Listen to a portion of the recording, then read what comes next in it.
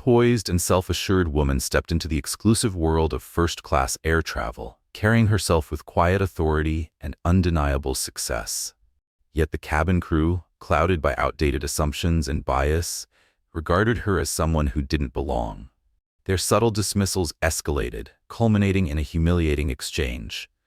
What they didn't know was that this woman wasn't just another passenger, she was the owner of the airline.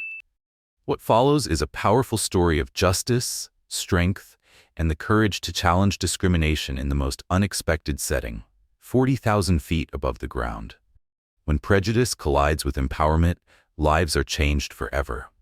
This is a tale of breaking barriers, redefining respect, and rising above ignorance to send a message the world needs to hear.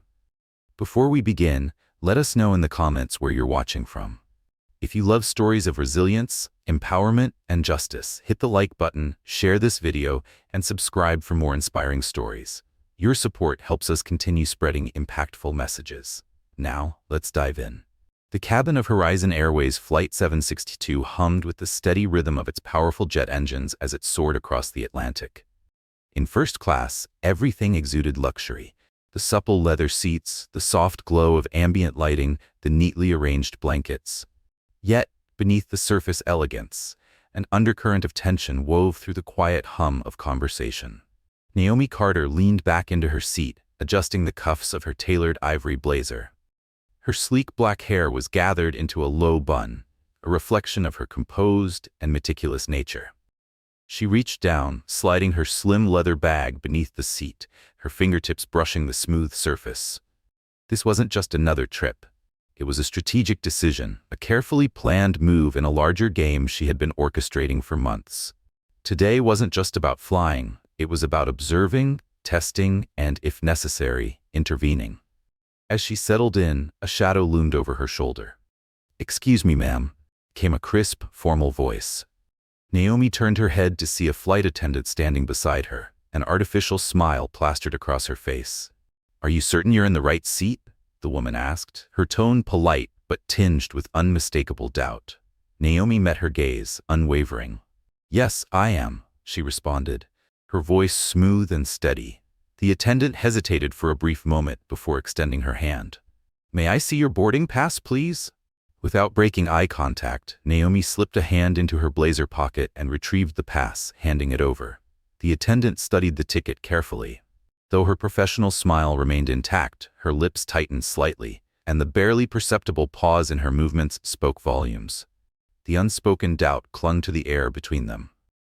"Thank you," the woman finally said, returning the pass. "If you need anything, don't hesitate to ask." Her words were polite, but the subtle sharpness in her tone betrayed her skepticism. Without waiting for a reply, she turned on her heel and walked away. Naomi allowed a faint, knowing smile to touch her lips. She had encountered this kind of scrutiny before. It was nothing new. Across the aisle, an older man in his 60s sat watching her.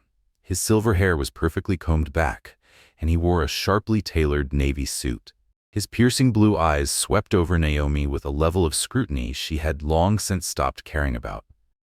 The faint scent of expensive cologne clung to the air around him, his gold watch catching the overhead lights as he adjusted it with a deliberate flick. "First class just isn't what it used to be," he muttered, loud enough for Naomi, and likely the rest of the cabin, to hear. His voice carried the smooth confidence of a man who had spent decades moving through the world unchecked, unchallenged. A few soft chuckles rippled through space, quiet but deliberate. Naomi ignored him. Instead, she reached for the safety card in the seat pocket in front of her, brushing her fingertips along its edges, not out of necessity, but out of habit. She knew these procedures better than most, because Naomi Carter wasn't just a first-class passenger. She was the CEO of Astra Air, the airline that was on the verge of acquiring Horizon Airways. This flight wasn't about luxury. It wasn't about proving a point. It was about understanding the culture of the company she was about to take over, seeing it from the inside. But just as she began to settle in, something beneath her feet caught her attention. A faint vibration. It was subtle, barely there, but Naomi's instincts flared. Years of experience told her this wasn't normal. She pressed her fingers lightly against the armrest, feeling the gentle but distinct rhythm of the plane's movement. Something was wrong. The intercom crackled to life. "Ladies and gentlemen, this is your captain speaking." The voice was calm, steady, too steady. "We're experiencing minor technical difficulties with one of our engines. Please remain seated and keep your seatbelts fastened." Murmurs spread through the cabin. Naomi could hear the tension in the voices around her. She exhaled slowly, her sharp gaze shifting to the window, studying the faint tremor along the engine casing outside. She recognized the pattern immediately, a potential imbalance in the engine turbines. Across the aisle, the silver-haired man who had sneered at her earlier had gone pale, his hand gripping the armrest tightly. "Technical difficulties," he muttered, his voice suddenly lacking the smug confidence it carried earlier. What the hell does that even mean? Naomi's mind worked fast, assessing the possibilities. Time was critical. She knew the risks, she knew what needed to be done, and she knew that in just a few moments, she was going to have to make a choice. A choice that would not only reveal who she really was, but would determine the fate of everyone on board. The captain's announcement hung in the air like a brewing storm. Murmurs spread like ripples in water. What kind of technical difficulties? Do they think this is normal? This is ridiculous. I didn't pay for this. Naomi Carter tuned out the rising anxiety around her, her focus razor-sharp. She turned toward the window, her dark eyes narrowing. The faint but unmistakable vibration along the engine casing outside sent a wave of recognition through her. A turbine imbalance. Across the aisle, the once smug silver-haired man had gone pale, gripping the armrest with white-knuckled intensity. Technical difficulties? He muttered under his breath. His earlier arrogance vanished. What the hell does that even mean? Before anyone could speculate further, the plane shuddered violently. A few gasps filled the cabin. A woman clutched the arm of her husband. A child whimpered somewhere in the back. The flight attendant returned, her professional demeanor still intact, but Naomi noticed the telltale signs of unease, her shoulders stiff, her movements just a bit too rigid. She was trained to appear calm, but her eyes betrayed her. Naomi's mind worked quickly, running through possibilities. Her father, Samuel Carter, had drilled into her since childhood. Flying isn't just about the aircraft, it's about the people who trust you to bring them home safe. The words echoed in her mind, reminding her of the legacy she carried. Then the intercom crackled again. "We apologize for the inconvenience," the captain's voice returned, though this time, a thread of uncertainty slipped through his calm exterior. "Our crew is working to resolve the issue. Please remain calm." Naomi glanced at her watch. Time was slipping away. She weighed her options. She could stay seated, let the crew handle it, and hope for the best. Or a sharp, ominous chime sounded from the cockpit. Naomi's decision was made. She unbuckled her seatbelt and stood.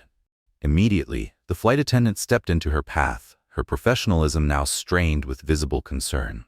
"Ma'am, I need you to remain seated," she said, her voice firm, though there was an unmistakable tremor beneath it. Naomi met her gaze without hesitation. "I understand," she replied, her tone calm but unwavering. "But I need to speak with the captain. Now." The flight attendant hesitated, glancing toward the other passengers. "I'm sorry, but passengers aren't allowed in the cockpit." Naomi took a slow step forward. "This isn't a request," she said, her voice edged with quiet authority. "Take me to the captain, or you'll regret the time you wasted arguing with me." The woman blinked, caught off guard by Naomi's controlled intensity. A long, tense pause. Then, finally, the flight attendant nodded. Gesturing for Naomi to follow, she led the way down the aisle. As Naomi walked, the whispers around her grew louder.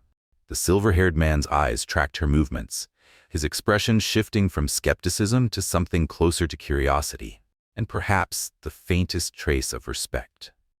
The cabin held its breath as Naomi disappeared into the cockpit. Inside, the atmosphere was thick with urgency. The captain and first officer were locked in rapid conversation, their voices overlapping as they assessed the problem. The cockpit lights cast a sharp glow on their tense faces, illuminating the flashing warnings on the control panels. Naomi didn't wait for an invitation.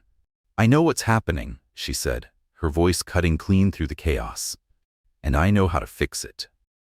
The captain turned sharply, his expression a mixture of skepticism and urgency. "And who exactly are you?" he demanded. Naomi straightened her shoulders. Naomi Carter, she said evenly, Chief Executive Officer of Astra Air, and I helped design the emergency protocols you're about to use. The captain's face flickered with recognition, but before he could respond, the controls issued another ominous warning. No more time for doubts.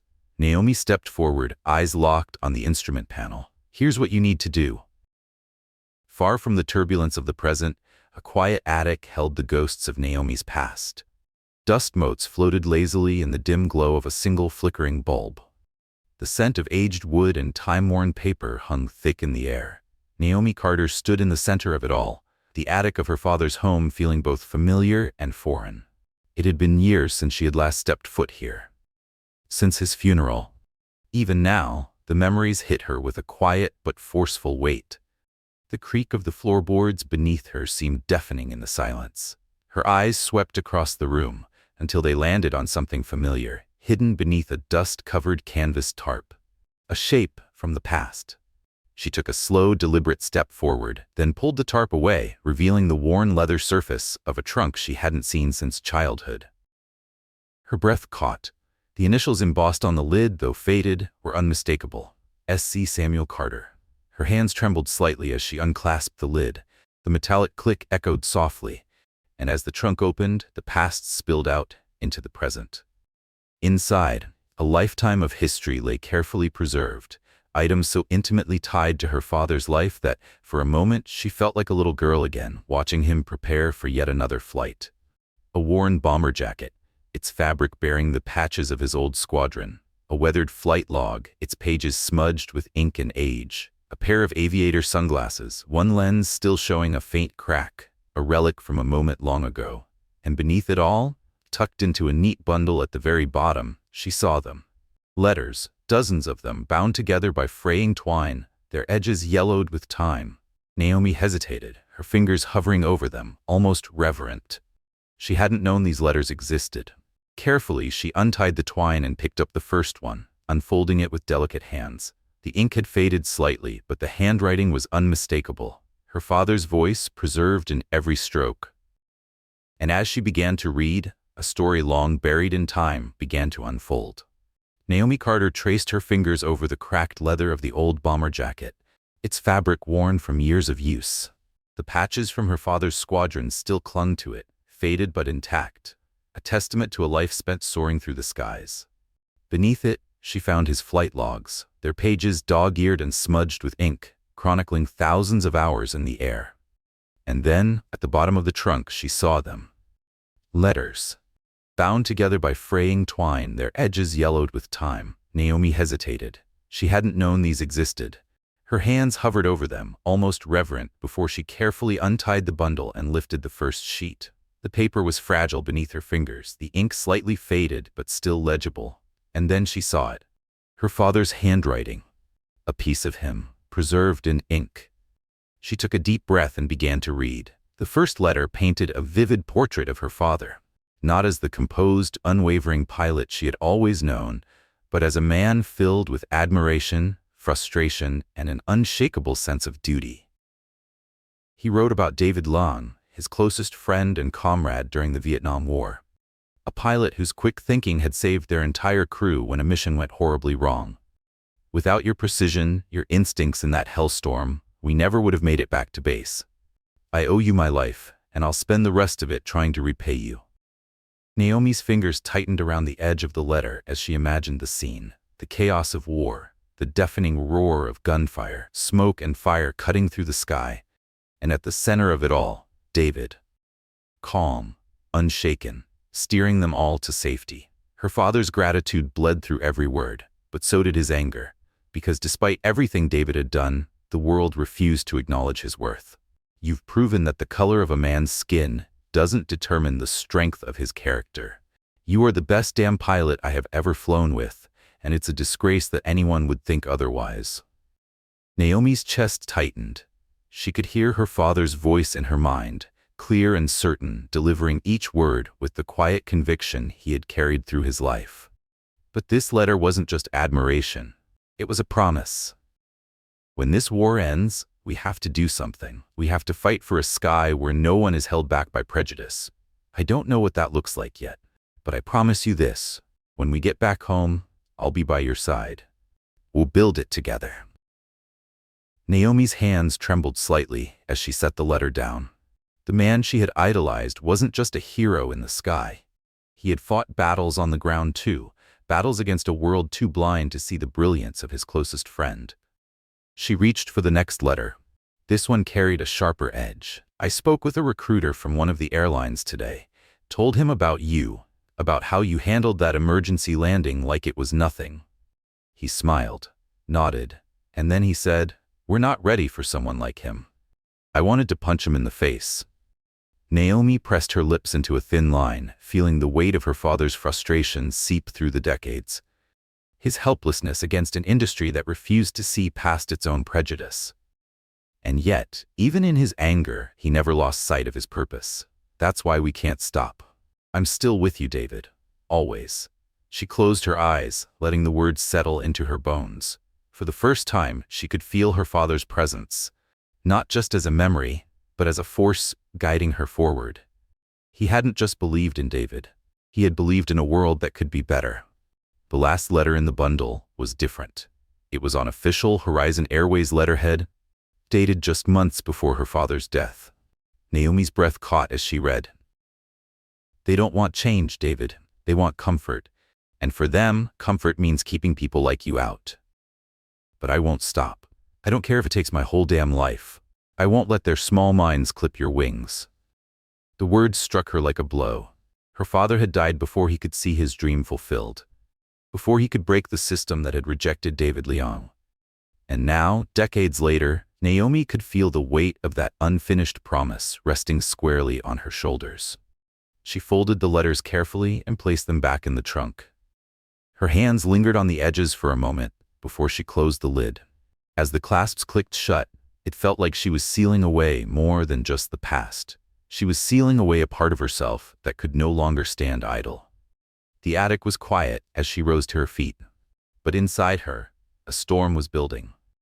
Her father's fight wasn't over, and now, it was hers. She walked toward the attic door, her footsteps firm against the creaking wooden floor. The letters had been buried under decades of dust, but their message was clear. The skies her father had dreamed of still weren't a reality, but they would be. She would make sure of it. The city skyline blurred behind the rain-streaked window. Naomi Carter sat in her father's favorite leather armchair, her fingers tracing the creased edges of the letters on the small table beside her. A relic from a time when life felt simpler. Her mind drifted back to childhood, to long summer afternoons at the local airfield, to the hum of the engines, to the sharp scent of jet fuel clinging to the wind, to her father's voice. "You know, Naomi, the sky doesn't care who you are. It doesn't see race or rank. Up there, it's just you and your decisions." That's why I love it. She had been too young to understand the weight of those words then. But now, she understood. Because while the sky may have been impartial, the people controlling access to it were not. Her father had spent his entire life fighting against that reality. The stories he had told her weren't just about daring escapades in the sky. They had been lessons, warnings. The world of aviation, this golden age of flight, had been filled with promise. But only for some. Naomi reached for the photograph resting beside the letters, a grainy black-and-white image. Her father and David Leong standing shoulder to shoulder in front of their aircraft. They looked invincible, as if nothing could stop them. But something had. Not skill, not talent, not ability, prejudice. And now Naomi Carter had a choice. She could let the past remain buried in an attic, or she could do what her father never got the chance to finish. She could change the industry. Not just for herself, but for everyone who had ever been told they didn't belong. Naomi straightened in her chair, her jaw set, her path clear. She wasn't just here to acquire Horizon Airways. She was here to rewrite it. The letters Naomi Carter had unearthed in the attic now lay carefully unfolded on the small wooden table beside her. She studied them as if the ink might vanish if she looked away for too long. Outside the window, rain streaked down the glass, turning the city lights into a blurred mosaic of gold and silver. But Naomi wasn't seeing the skyline. Her mind was far away, drifting back to long summer afternoons at the airfield with her father. She could almost hear the steady hum of the engines, feel the warmth of the sun bouncing off the tarmac, and smell the sharp tang of jet fuel in the air. It had clung to her father's clothes, a scent she had grown to associate with adventure, with purpose, with flight. "You know, Naomi," her father, Samuel Carter, had said one afternoon, crouching beside her as she peered into the cockpit of a twin-prop plane. "The sky doesn't care who you are. It doesn't see race, or rank, or privilege. Up there, it's just you and your decisions. That's why I love it." At the time, she hadn't fully understood the weight of those words. Now, as she stared at the letters before her, their meaning had never been clearer. Because while the sky may not have cared, the people controlling access to it did. Samuel Carter had spent most of his life fighting that reality. The stories he told Naomi as a child were full of the daring escapades of aviation's so-called golden age, a time when the industry seemed unstoppable, glamorous, and full of boundless opportunity. Yet beneath that sheen of progress, there had always been cracks. Cracks that David Liang had fallen through. Naomi leaned forward, brushing her fingers over the letters as her thoughts returned to him. She had never met David, but her father had spoken of him often, describing him as the most brilliant pilot he had ever flown with. David's talent was evident in every word her father had written, but so was the pain of watching him be rejected, again and again. Naomi closed her eyes, picturing them. Two young men, sharp and fearless, navigating the chaos of war. She imagined David at the controls during that fateful mission her father had written about, his hands steady as the world around him burned. He had saved lives, defied death, earned the respect of every man in their unit. But when he returned home, his skill and accolades weren't enough to overcome the one barrier he couldn't control: prejudice. Her father's frustration burned through the ink on the page. "They're blind," he had written. "Blind to what he's done, blind to who he is. How do I make them see what's right in front of them?" The words haunted Naomi, because decades later, the world her father had fought to change still bore the scars of its failures. The golden age of aviation had never been golden for men like David Liang. Naomi reached for the photograph resting beside the letters. It was one of the few her father had kept from his time in the war. A grainy black-and-white image. A younger Samuel Carter, standing shoulder to shoulder with David Liang, both grinning despite the hardship etched into their faces. They looked invincible, as if nothing could stop them. She traced the edges of the photo, her mind drifting to the stories her father had shared, about David's attempts to enter commercial aviation. She remembered the night her father had come home from a meeting with a recruiter, a man who had listened to Samuel speak about David's skill, his precision, his brilliance, and then had smiled, nodded, and said, "We're not ready for someone like him." Her father had paced the kitchen, his fists clenched, his voice thick with frustration. "You don't understand, Naomi," he had said, his normally calm demeanor replaced by something raw and unshakable. "David isn't just a good pilot, he's the best pilot. But none of that matters to them. They see his face, and that's all it takes. It makes me sick." Naomi had never seen him so angry. At the time, she hadn't understood why it mattered so much to him. Now, sitting in his old chair, the weight of his words settled heavily on her shoulders. The industry he had loved, the skies he had fought to protect, had failed the people who deserved it most. And yet, he had never stopped trying to fix it. Her thoughts turned to the final years of his life, to the accident in 1993 that had taken him too soon. She remembered the phone call, the shock of hearing the news, the hollow ache of knowing he was gone. But as time passed, she had come to realize something even more painful.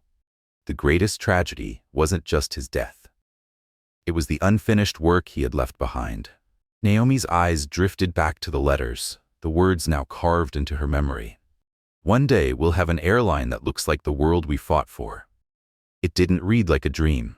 It read like a challenge, a call to action, a promise that had been waiting for decades to be fulfilled. She rose from the chair, her resolve solidifying with every step. Samuel Carter's vision of a better world had been stifled by forces larger than himself. But Naomi? She had the tools to do what he couldn't. She had built Astra Air from the ground up, proving that excellence wasn't limited by outdated prejudices. And now, with the Horizon Airways acquisition within reach, she had the power to finish what he started. She turned to the window, watching the rain streak down the glass, blurring the lights of the city below. The storm outside didn't faze her, because inside, a new storm was brewing. One she intended to unleash, one that would change the skies forever. The city lights blurred in the distance, streaked by the rain cascading down the glass, a reflection of the challenges ahead. And yet, for the first time in years, Naomi Carter didn't feel daunted.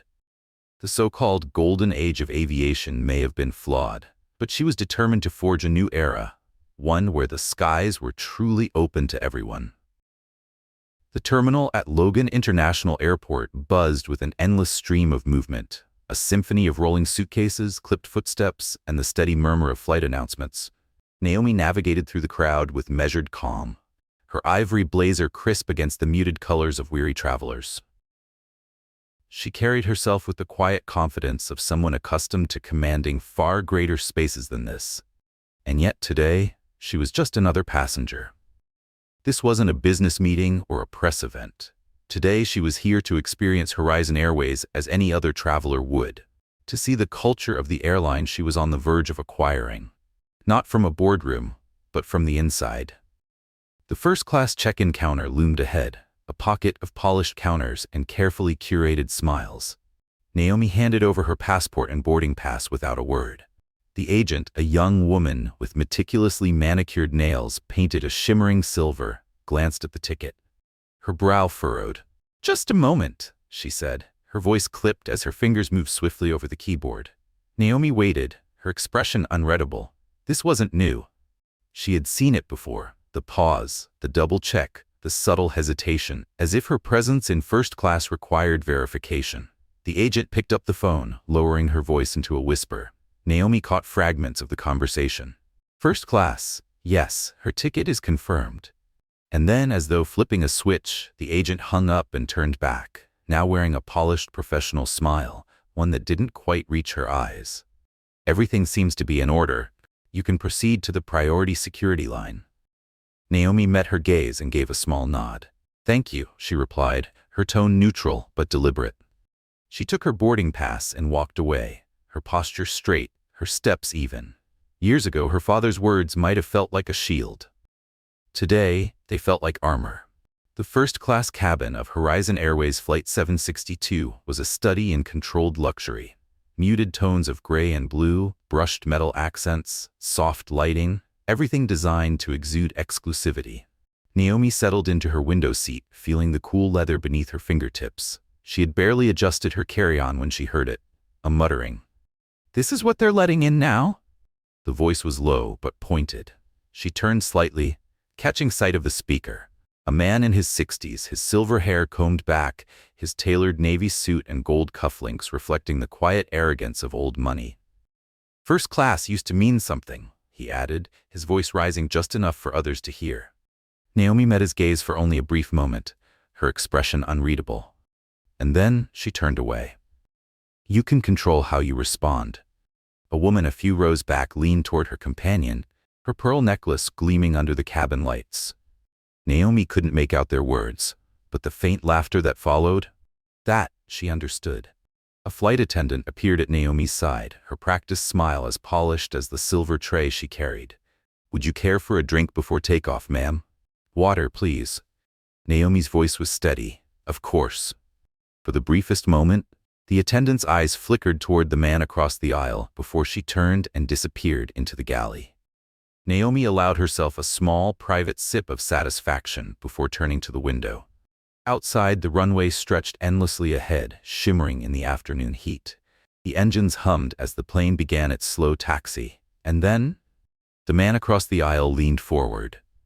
This time, his voice was low but sharp. "You don't look like you belong here."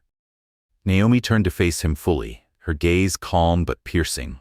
And then she spoke. Soft, even, deliberate. "That's funny," she said, tilting her head slightly, "because I was just thinking the same about you." For a moment, the man froze. His smug expression faltered. A faint flush crept up his neck. He muttered something under his breath and turned away, retreating into the safety of his seat. Naomi's lips curved into the faintest, almost imperceptible smile. You can control how you respond. The engines roared louder. The plane lifted off, the powerful ascent pressing her back into her seat. As the cabin steadied, the tension ebbed slightly, the murmurs fading, the hum of the flight attendants resuming their rounds. Naomi closed her eyes, feeling the familiar rush of flight, her mind replaying the events of the day. The agent at check-in, the whispers, the subtle but deliberate reminders that some still questioned her place here. But none of it mattered, because they didn't know what she was really here for. They didn't know that Naomi Carter wasn't just a passenger on this flight. She was about to own the airline. The quiet doubts, the dismissive glances, the unspoken question of her place. They had followed Naomi Carter throughout her career, but they no longer stung the way they once had. She had learned to let them slide past her, like water against stone. Her father's voice came rushing back, clear as if he were sitting beside her. David Leung saved lives, Naomi. He earned his place 100 times over, but they still couldn't see past their own prejudice. Don't let them make you small. She thought of David, of the countless doors that had slammed shut in his face despite his brilliance. Her father had spent his life trying to pry those doors open, and now, that fight was hers. This flight wasn't about the silver-haired man across the aisle, or the whispers from strangers, or proving she belonged. It was about Horizon Airways, understanding its culture, identifying its flaws, and finding the cracks that would allow real change to take root. As the plane reached cruising altitude, Naomi closed her eyes. This was just the beginning. The cabin lights dimmed, casting a soft glow over the first-class section. The hum of the engines blended with hushed conversations, the occasional clinking of glasses filling the space. Naomi sat motionless, her gaze locked on the horizon outside the window. Below, the deep blue of the Atlantic stretched endlessly, vast and unyielding, a mirror to the quiet storm brewing inside her. For nearly 2 hours, the flight had been routine, until it wasn't. The first sign was subtle, a faint vibration beneath her feet, rhythmic, uneven. Naomi frowned, her instincts sharpening. She had spent enough time studying aircraft mechanics to recognize when something wasn't right. Her fingers curled around the armrest, her polished composure giving way to a flicker of unease. Then, the intercom crackled to life. "Ladies and gentlemen, this is your captain speaking." The voice was calm. Too calm. "We are experiencing minor technical difficulties with one of our engines. Please remain seated with your seatbelts fastened. We will provide updates as necessary."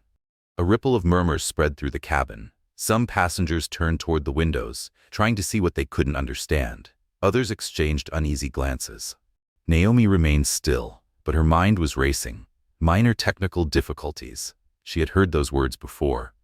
Her father had told her stories of pilots using that phrase to prevent panic. But Naomi knew better. Minor issues didn't cause vibrations strong enough to rattle the water in her glass. Across the aisle, the silver-haired man who had mocked her earlier was no longer smug. His fingers fidgeted with his seatbelt buckle, his complexion visibly pale. "This can't be happening," he muttered under his breath, his voice barely audible. Naomi's gaze shifted to the flight attendants. They moved briskly through the cabin, reassuring passengers with well-practiced smiles. But Naomi saw what others didn't. The tightness in their shoulders, the hurried whispers between them. They were worried too. Her eyes flickered back to the window. She focused on the faint tremor along the engine casing. This wasn't turbulence. The vibrations were too localized, too mechanical. Her father's voice echoed in her mind. "The skies don't forgive carelessness, Naomi. You have to act before the problem acts for you." And then, as if on cue, the plane jolted violently.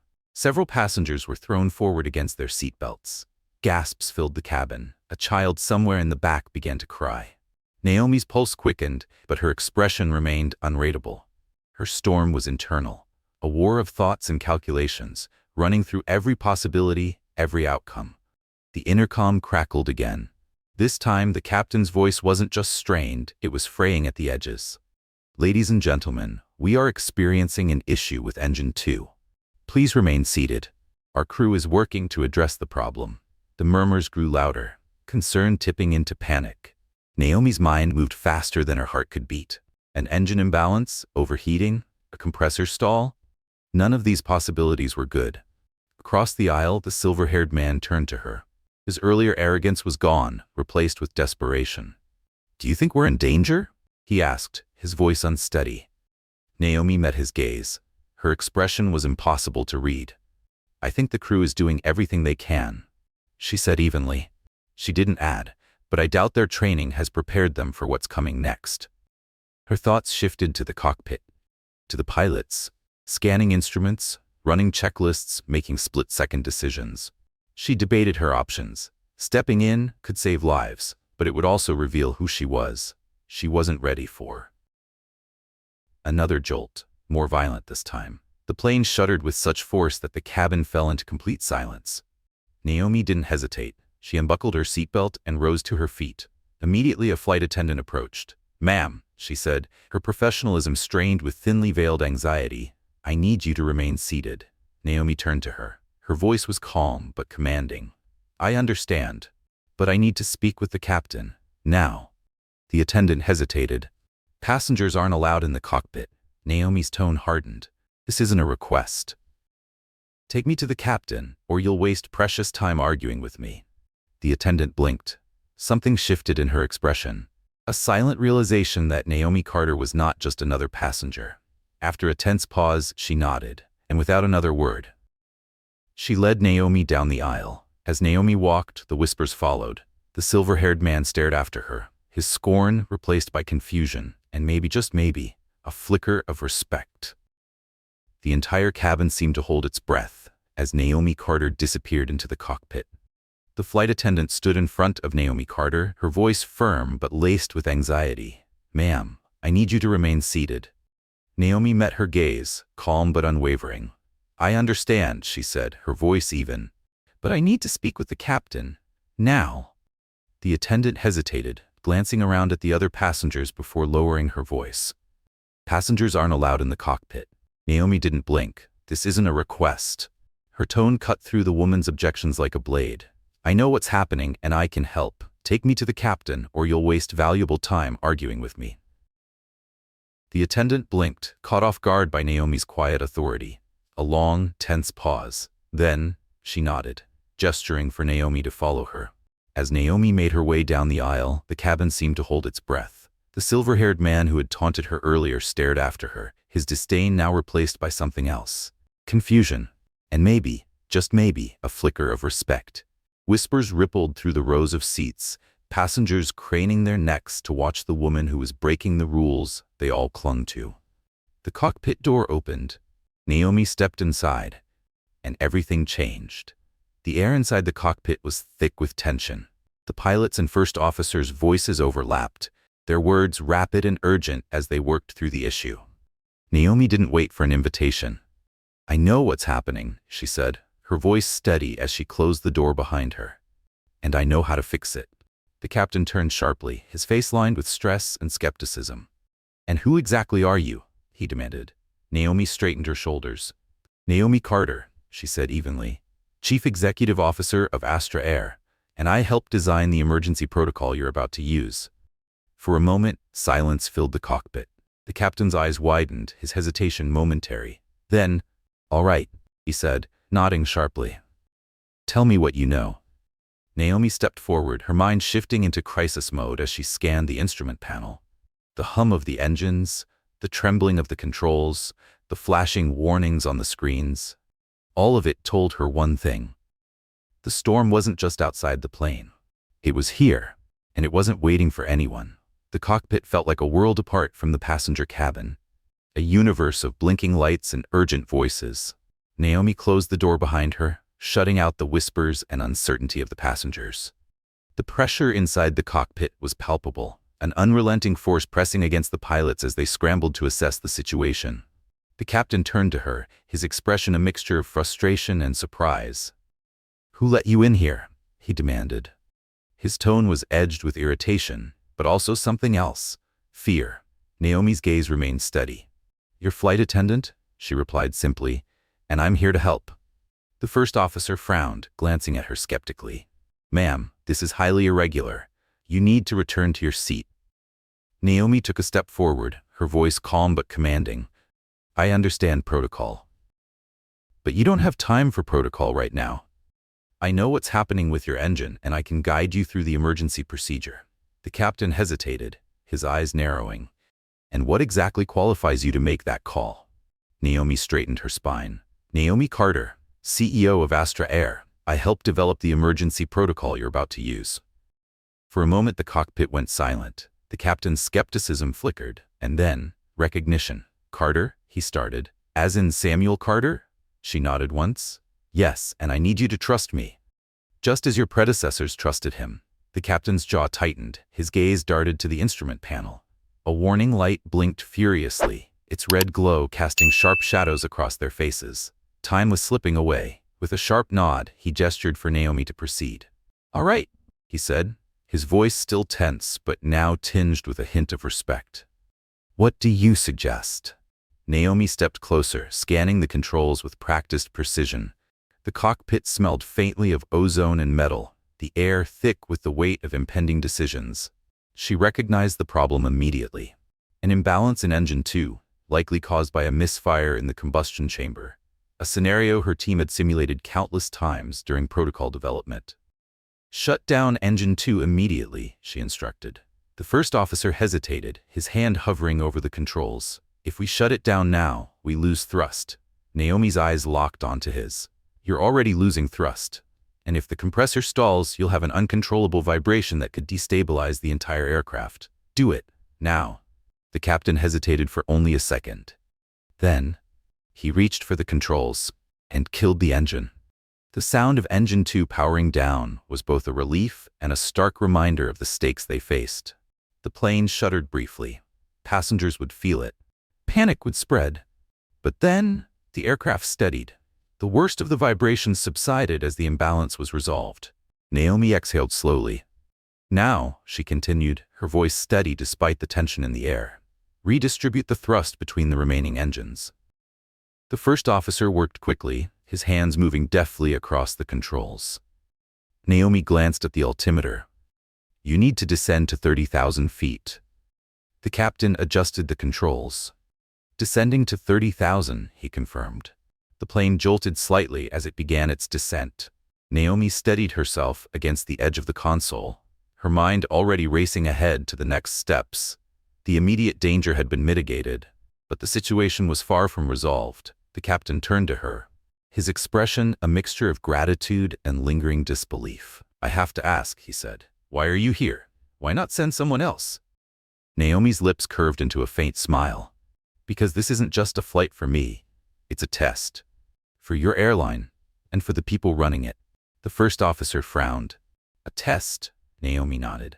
Astra Air is in the process of acquiring Horizon Airways. Before I commit to changing your company, I needed to see it firsthand, and now I have. The captain leaned back slightly, his hands still resting on the controls. Well, he said, his tone lighter but still laced with tension, I think you've seen us at our worst. Naomi's smile didn't waver. Perhaps. But crises reveal character, and I've seen enough to know there's potential here. The intercom buzzed. A flight attendant's voice came through, strained but professional. Captain, passengers are asking for updates. Should we address them? The captain hesitated, then turned to Naomi. Your call. She nodded. Patch me through. It'll strain the engines, Naomi Carter said, her voice steady as she analyzed the instruments. But it'll keep us stable until we reach a safer altitude. The first officer worked quickly, his hands moving deftly across the controls. Naomi's gaze flickered to the altimeter. You'll need to bring us down to 30,000 feet. At this altitude, the remaining engines can sustain the load. The captain nodded, adjusting the controls with precise movements. Descending to 30,000, he confirmed. The plane jolted slightly as it began its gradual descent. Naomi steadied herself against the console, her mind already racing ahead. The immediate danger had been mitigated, but the real crisis wasn't over yet. The captain turned to her, his expression a mixture of gratitude and disbelief. I have to ask, he said, his voice quieter now. Why are you here? Why not send someone else? Naomi's lips curved into a faint smile. Because this isn't just a flight for me, she said simply. It's a test. The first officer frowned. A test? She nodded. Astra Air is in the process of acquiring Horizon Airways. Before I commit to changing this airline, I needed to see it firsthand. And now I have. The captain leaned back slightly, his hands still resting on the controls. Well, he said, his tone lighter but still edged with tension, I think you've seen us at our worst. Naomi's expression didn't waver. Perhaps. But crises reveal character. And I've seen enough to know there's potential here. The intercom buzzed, drawing their attention. Captain, came the voice of a flight attendant, strained but professional. Passengers are asking for updates. Should we address them? The captain hesitated, then glanced at Naomi. Your call, she nodded. Patch me through. The first officer flipped a switch. Naomi took a steadying breath and pressed the intercom button. Ladies and gentlemen, she began, her voice calm and authoritative. This is Naomi Carter speaking. I want to assure you that the situation is under control. We are descending to a safer altitude, and our crew is managing the issue with professionalism and precision. Your safety is our top priority. She paused, letting the words settle. I also want to thank you for your patience. Moments like these remind us of the resilience we share, as individuals and as a community. Please remain seated with your seatbelts fastened, and we will provide further updates as needed. She ended the announcement and turned back to the captain. Maintain the descent. I'll return to the cabin and keep the passengers calm. As she exited the cockpit, the whispers in the cabin grew louder. All eyes turned to her, some filled with confusion, others with newfound respect. She could feel the shift. The same passengers who had questioned her presence just hours ago were now looking at her differently. Naomi walked back to her seat, her composure unshaken, her purpose clear. For the first time since the flight began, the cabin felt steady. The storm, at least for now, was behind them. The plane glided through calmer skies, its engines humming steadily as it neared the coast of Europe. The turbulence that had gripped the passengers hours earlier had given way to stillness. But the air in the cabin remained thick with unspoken questions. Naomi Carter sat in her seat, the faint vibration of the aircraft coursing through her as she stared at the now peaceful horizon. The intercom crackled, breaking the silence. Ladies and gentlemen, we are beginning our descent into London Heathrow. Please ensure your seatbelts are fastened and tray tables are stowed. We'll be landing shortly. Naomi exhaled slowly. The hardest part of the journey was over, but she knew the real work had just begun. As the plane taxied to the gate, Naomi unbuckled her seatbelt and retrieved her carry-on from under the seat. Around her, passengers exchanged relieved glances, their earlier tension melting into quiet gratitude. Some cast lingering looks in her direction, whispers rippling through the rows as they pieced together fragments of what had unfolded. Then, a voice came from behind her, smooth, deliberate. Naomi Carter. She turned. Standing there, impeccable despite the turbulence, was Edward Montgomery. His sharp suit still crisp, his piercing blue eyes no longer cold, now tinged with curiosity, and perhaps something closer to respect. Mr. Montgomery, Naomi replied, her tone even. He gestured toward the empty seat across the aisle, his expression unreadable. May I? Naomi nodded, lowering herself back into her seat. Edward sat down, his movements precise, the faint scent of expensive cologne lingering in the air between them. For a moment, neither of them spoke. The low hum of the engines filled the silence. Then, I suppose I owe you an apology, Edward said finally, his voice low but steady. Naomi tilted her head slightly. Oh, I didn't realize who you were. Naomi's lips curved into a faint smile. And who did you think I was? Edward hesitated. His gaze dropped briefly before meeting hers again. I assumed, he exhaled a quiet sigh. Well, I assumed wrong. Naomi's smile didn't falter. That much is clear. Edward Montgomery's words seemed to carry more weight than he had intended. You saved this flight, he said, his voice quieter now. Whatever my reservations about Horizon Airways' future under your leadership, I can't deny your capability. Naomi Carter raised an eyebrow. Capability, she repeated, amusement flickering in her tone. That's quite the compliment. Edward's expression softened, just slightly. The faintest hint of a smile tugged at the corners of his mouth. You're different from what I expected, he admitted. From what anyone expected, I imagine. Naomi leaned back slightly, studying him. This was the same man who had dismissed her earlier, who had embodied the very biases she had spent her career fighting against. And yet now, there was something different in his demeanor. A crack in the armor, a glimpse of the man behind the suit.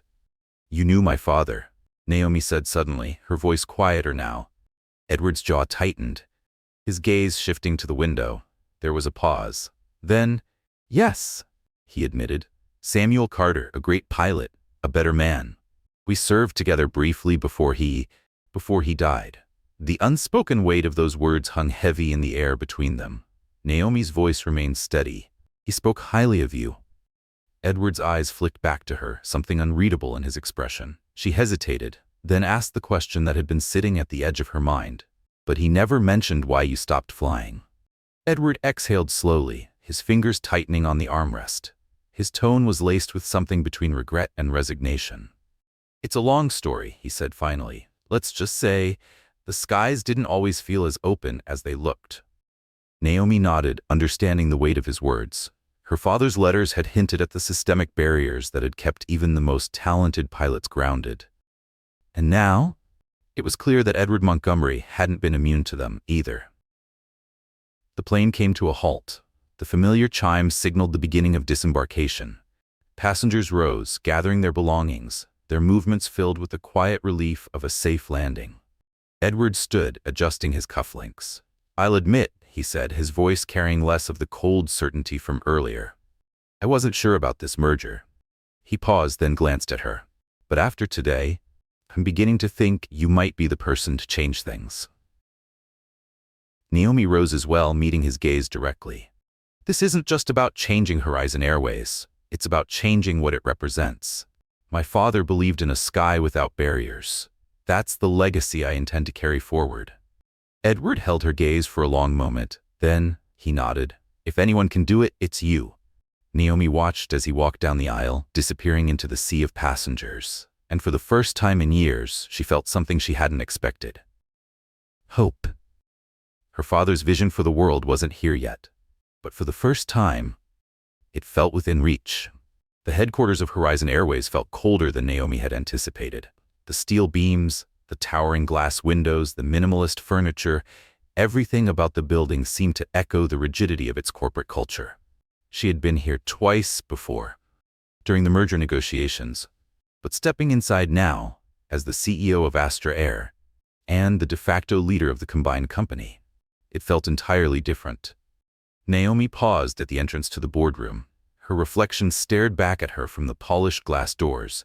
She smoothed her blazer, adjusted her posture, and stepped inside. The room was filled with key stakeholders from Horizon Airways. They sat around the expansive conference table like players in a high-stakes game. At the near end of the table, Edward Montgomery. His posture was as composed as ever. But Naomi noticed the faint tension in his shoulders. Other faces, some familiar, others not, turned toward her as she entered. Some nodded in greeting, others barely concealed their skepticism. Naomi took her seat at the head of the table, and then she spoke. "Good morning." Her voice was steady, commanding. "I'll keep this brief. The merger between Astra Air and Horizon Airways isn't just about numbers or market share. It's about redefining what aviation can be." A ripple of unease moved through the room. Naomi didn't miss the flicker of disapproval in the eyes of one of the board members. A man in his late 50s, his gray suit looked as outdated as his thinking. She pressed on. "For decades, this industry has prioritized tradition over innovation, exclusivity over inclusivity. That changes today." A few of the board members exchanged glances. She didn't flinch. This isn't just about cost-cutting or streamlining operations. It's about transforming this company into a model of modern aviation, one that values diversity, one that fosters innovation, and most importantly, one that values the people who make it possible. She tapped a button on the tablet in front of her. The room dimmed. A presentation illuminated the screen behind her. The first slide displayed a quote from her father. "The sky doesn't care who you are. It's the people on the ground who decide whether you get to fly." Naomi turned back to the room. Her voice softened just enough. "This was my father's vision. Samuel Carter believed in a world where talent, not prejudice, determines success. That's the foundation we'll build on." Silence, a tension thick enough to cut with a blade. Naomi watched the room, measuring their reactions. This wasn't just another business deal. It was a battle for the future of aviation itself. And she wasn't here to lose. The weeks that followed were a whirlwind of changes. Naomi Carter had known the process would be difficult, but the resistance she encountered surpassed even her expectations. Her first major initiative, a comprehensive diversity and inclusion program, was met with thinly veiled hostility from Horizon Airways senior managers. In one heated meeting, a department head scoffed. "Respectfully, Miss Carter," he said, his tone anything but respectful, "this feels like a distraction. We've been running a successful operation for years. Why fix what isn't broken?" Naomi's response was immediate. Her voice was calm but unyielding, because success isn't measured by stability, it's measured by progress. If you're not evolving, you're falling behind. And if you're falling behind, you're not successful. The room fell silent. She let the moment linger. Then her voice sharpened. "This program isn't optional. If you can't adapt, then Horizon Airways isn't the right place for you." Outside the boardroom, the transformation began to take root. Naomi's handpicked leadership team, aligned with her vision, rolled out initiatives designed to upend the entrenched norms of the company. Hiring practices were overhauled, focusing on recruiting talent from underrepresented communities. New mentorship programs paired seasoned employees with younger recruits, fostering connections that transcended generations. One of the most ambitious projects? The launch of the Samuel Carter Aviation Scholarship, designed to support aspiring pilots from marginalized backgrounds. The program's announcement was met with widespread praise, but not without controversy. Some industry insiders dismissed it as pandering. Naomi saw it as essential. In a meeting with her communications team, she addressed the criticism directly. "If giving opportunity to those who've been overlooked is controversial, then I welcome the controversy." Despite the progress, resistance lingered. Naomi found herself fielding anonymous complaints and whispers of discontent within Horizon Airways' ranks. Edward Montgomery, who had transitioned into a role as senior advisor, proved to be an unexpected ally. "Change always feels like a threat," he told her one evening during a late-night strategy session, "especially to those who've benefited from the old ways. But I've seen enough to know you're on the right path." Naomi studied him, noting the sincerity in his voice. "Coming from you, that means a lot." Edward chuckled softly. "Don't get used to it." "I still think you're too idealistic," Naomi smirked, "and I think you're too cynical. But I suppose that makes us a good team." 6 months into the transformation, the impact was undeniable. Employee engagement scores soared, reflecting a renewed sense of purpose. Horizon Airways' reputation, once marred by accusations of elitism, began to shift. Customers noticed the difference. Flight attendants were engaged, marketing campaigns celebrated diversity, and corporate culture prioritized humanity over profit. At the heart of it all, Naomi remained steady. Her focus, unwavering. She knew the work wasn't over, but every small victory felt like a step closer to the world her father had envisioned. Standing in her office late one evening, she gazed out at the city skyline. Her father's words echoed in her mind once more. "The sky doesn't care who you are. It's the people on the ground who decide whether you get to fly." Naomi smiled softly. The weight of his legacy no longer felt like a burden. It felt like a source of strength. The sky might not care, but she did, and she would make sure the people on the ground did too. The morning sun bathed the Samuel Carter Aviation Academy in golden light. Its modern glass facade gleamed, a beacon of hope. Naomi stood at the entrance, watching as the first group of scholarship recipients arrived. Their faces were a mix of nervous anticipation and quiet determination. Young men and women from backgrounds that, just a year ago, would have been overlooked by the industry. The inaugural class was small but symbolic, diverse in every sense of the word. A young woman in a hijab clutched her acceptance letter, her eyes scanning the building as though trying to memorize every detail. Beside her, a young man with a prosthetic leg adjusted his backpack, his expression resolute. Naomi felt a swell of pride. She murmured under her breath, fingers brushing the edge of the photo tucked in her pocket. "This is your legacy, Dad." The picture was one of the few she had of her father and David Liang, standing shoulder to shoulder in front of their aircraft, their expressions radiating quiet confidence. Inside the academy, the energy was electric.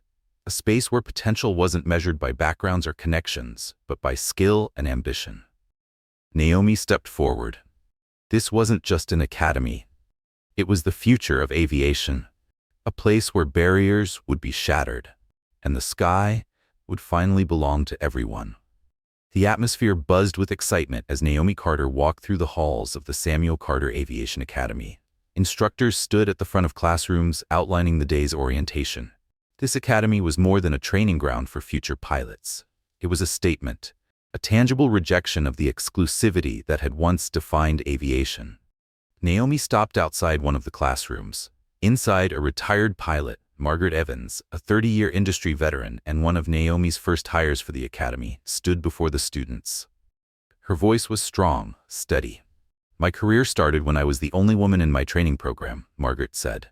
"It wasn't easy. But I had mentors who believed in me. Now, I'm here to make sure you all get the support you deserve, no matter who you are or where you come from." The students nodded, their faces reflecting a mixture of awe and inspiration. Naomi lingered a moment longer before moving on. She had work to do. Back at Horizon Airways headquarters, the mood was less celebratory. The transformation of the company had not come without its struggles. Many employees had embraced the changes, but a vocal minority remained resistant. Their complaints simmered beneath the surface, like a quiet storm brewing. Edward Montgomery was waiting for her in the conference room. A stack of papers spread out before him. Naomi took a seat across from him. Her voice was neutral. "I assume these are the latest complaints?" Edward nodded, his expression grim. "Anonymous, of course." He handed her a few sheets. Complaints about the scholarship program, the new hiring practices, the diversity training initiatives. Some people still think the old ways were just fine. Naomi scanned the lines of neatly typed grievances. The words were carefully chosen, but the sentiment was clear: resistance to change, fear of losing power, thinly veiled prejudice. She set the paper down and looked at Edward. "Do you believe they're right?" Edward leaned back in his chair, thoughtful. "I think they're scared. Change isn't easy, especially for people who've benefited from the status quo. But fear doesn't justify standing still." Naomi nodded slowly. "No, it doesn't." She exhaled, frustration creeping into her tone. "But I won't pretend this isn't exhausting. Sometimes it feels like for every step forward, someone's trying to pull us 2 steps back." Edward's lips quirked into a faint smile. "Welcome to leadership. It's not about winning every battle. It's about making sure the right ones are won." Naomi said nothing for a moment, letting his words settle. Then she straightened. "We'll keep moving forward. The voices of resistance are loud, but they don't represent everyone. I've seen the impact of what we're doing at the academy in the field. That's what matters." Edward nodded. For the first time, he seemed to truly believe her. The weeks that followed were a whirlwind of activity. Naomi juggled meetings with the academy staff, strategy sessions with her leadership team, public appearances that positioned Horizon Airways as a leader in modern aviation. The changes were beginning to bear fruit. Employee engagement surveys showed a marked improvement in morale. Customer feedback highlighted the visible shift in Horizon Airways' culture. The airline's newly diversified workforce sparked innovations that were already making headlines in the industry. But challenges remained. At a quarterly review meeting, a major investor voiced concerns. "These initiatives are costly," he said. "Are we sure this focus on inclusivity won't come at the expense of profitability?" Naomi met the challenge head-on. Her voice was firm, unwavering. Profitability and inclusivity are not mutually exclusive. In fact, embracing diversity strengthens our brand. It attracts new talent. It creates loyalty among customers who see themselves reflected in our values. The numbers already support this, and they will continue to do so. The investor leaned back, skeptical, but silent. Naomi could see the wheels turning in his mind. For now, that was enough. That evening, Naomi returned to her office. The city lights stretched out before her, a reminder of how far she and the company had come. She reached into her desk, pulling out a faded photograph. Her father and David Long standing shoulder to shoulder in front of their aircraft, their expressions radiating quiet confidence. She placed it beside her tablet, lost in thought. The anniversary of the merger was approaching. It had been 1 year since she had stepped onto that fateful flight, an anonymous passenger testing the limits of a company that didn't see her coming. So much had changed. But the journey was far from over. Naomi thought of the academy students, Margaret Evans, the employees who had embraced the new vision. Most of all, she thought of her father. His belief in a better world had set her on this path. She smiled softly. The horizon was vast, filled with challenges and possibilities, but she was ready for whatever lay ahead. The auditorium at the Samuel Carter Aviation Academy buzzed with anticipation. A celebration was about to begin, not just of the Academy's first graduating class, but of the movement they had started. A new era of aviation, one where the sky finally belonged to everyone. The soft hum of conversation blended with the faint notes of a piano playing in the background. Evening sunlight streamed through the expansive glass windows, casting golden beams that seemed to anoint the stage. At the center stood the emblem of the Samuel Carter Aviation Academy, flanked by banners representing the newly transformed Horizon Airways and its vision for the future. Naomi Carter stood just off stage, her hand resting lightly on the podium. She took a steadying breath, the weight of the moment settling over her like a familiar cloak. This was what she had worked for. The countless battles fought, the resistance weathered, the vision nurtured to life. But tonight was not just about her. It was about the dreams of others, made possible by the foundation her father and David Liang had laid. The crowd before her was a tapestry of faces. The Academy's first graduating class, their pride shining through their crisp uniforms. Horizon Airways employees, many of whom had embraced the changes Naomi had championed. Industry leaders, curious to witness the unfolding legacy. Among them sat Edward Montgomery. His usual guarded expression had softened, more reflective than she had ever seen him. The master of ceremonies announced her name, and the audience erupted into applause. Naomi stepped forward. The sound filled the room, echoing in her ears, a symphony of support she hadn't fully anticipated. She adjusted the microphone. Her voice was steady as she began. Good evening, everyone. Tonight, we gather not just to celebrate the success of the Samuel Carter Aviation Academy, but to honor the values and vision that brought us here. This is more than a milestone, it's a movement. The applause rippled again. But Naomi lifted her hand gently, signaling for silence. Her gaze swept across the room, then settled on the graduates, seated front and center.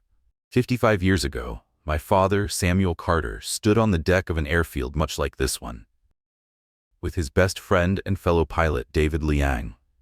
They believed in a simple truth, that the sky doesn't care who you are, only that you have the courage and skill to take flight. Behind her, a screen lit up with a black and white photograph. Samuel and David, young, resolute, united against the odds. For decades, my father fought for an aviation industry that valued talent over prejudice. A sky where no one was held back by barriers they didn't build. Today, as I stand before you, I'm proud to say that dream is becoming reality. Naomi's voice softened as she addressed the graduates directly. To each of you, I want to say this. You've earned your wings. You've proven that talent, courage, and persistence can overcome even the tallest barriers. You are the new guardians of the skies, and I can't wait to see how far you'll soar. A standing ovation erupted. The applause reverberated through the room. Like a heartbeat, Naomi stepped back, allowing the graduates their moment in the spotlight. Their pride shone brighter than the lights on the stage. As the ceremony transitioned into a reception, Naomi made her way through the crowd. She exchanged handshakes, hugs, and quiet words of gratitude. Then, she paused. A young woman in a hijab stood with her family, posing for a photograph. The sight brought a smile to Naomi's face. She remembered the woman's nervousness on the first day of the academy and the quiet strength she had shown in the months that followed. The young woman turned, catching Naomi's eye. For a moment, their gazes held. Naomi gave her a small nod of acknowledgement. The graduate's smile widened, her gratitude unspoken but deeply understood. Later that evening, Naomi found herself in a quiet corner of the observation lounge.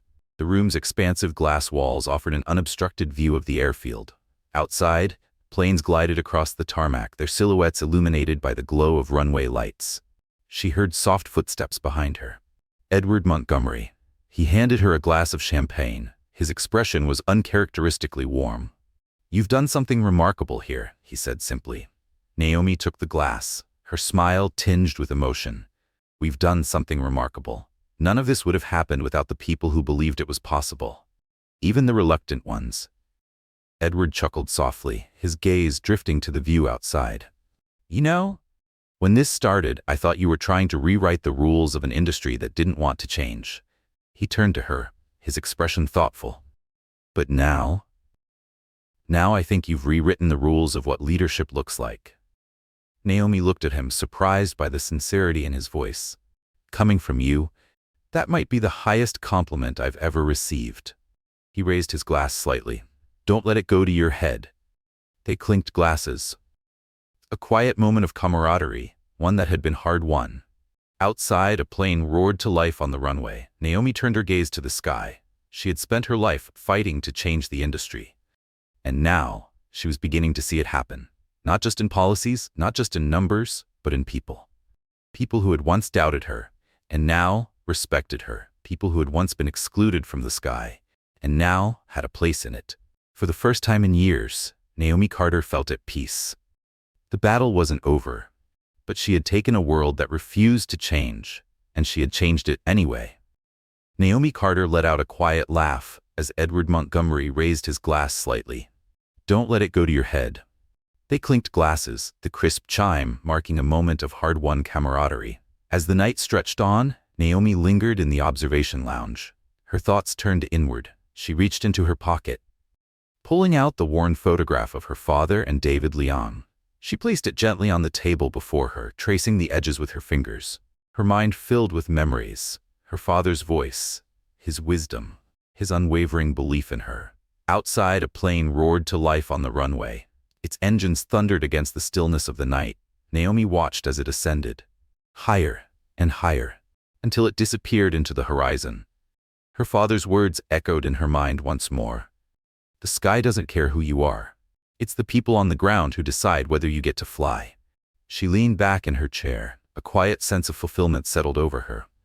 The horizon stretched endlessly before her, vast, open, filled with possibilities. Naomi smiled softly. She had honored her father's legacy, but more importantly, she had built one of her own. And though her work wasn't finished, she felt ready for whatever came next. Naomi remained in the observation lounge, the hum of the planes a quiet reminder of the journey she had taken. As the last plane of the evening ascended into the vast sky, she smiled. A soft, knowing smile. Her father's words echoed once more. The sky doesn't care who you are. It's the people on the ground who decide whether you get to fly. But Naomi's journey didn't end here. It was only the beginning. The transformation at Horizon Airways. The dreams realized at the Samuel Carter Aviation Academy. The courage she inspired in others. These became more than her personal triumphs. They grew into a movement of change, a testament to breaking barriers, a call to embrace limitless possibilities. Naomi Carter's story is a powerful reminder. Justice, progress, and change begin with a single bold step. If you were in her position, how would you inspire change? How would you lead the way to justice?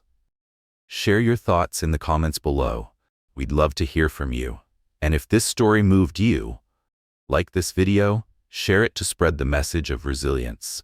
Subscribe to our channel for more inspiring tales. Thank you for watching, and we'll see you next time.